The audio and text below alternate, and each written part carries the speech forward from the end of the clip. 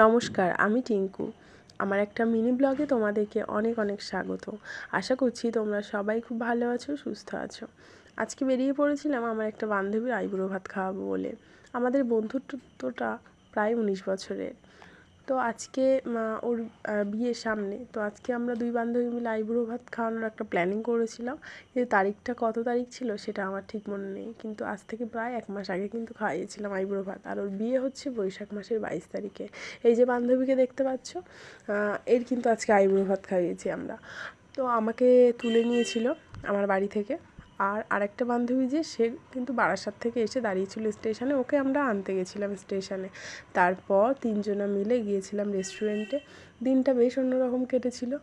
আর এইভাবে আইবুড়ো অবস্থাতে ওই বান্ধবীকে তো আর পাবো না।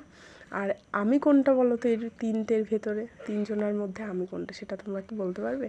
তো যাই হোক, আমরা একটা থালি অর্ডার করেছিলাম। আর আমাদের জন্য করেছিলাম বিরিয়ানি, আর ওর জন্য একটা আইবুড়ো ভাতের থালি। তো ওরা বলছিল রেস্টুরেন্টে আগের থেকে ওরা মানে ওদেরকে জানালে ওরা আরও মানে বেটার ডেকোরেশন করে দিত। তো আমরা গিয়ে যেহেতু বলেছিলাম, সেহেতু ওরা কিন্তু কিছুই করে দেয়নি। যেটুকু দেখতে পাচ্ছ আমরা নিজেরাই করেছিলাম।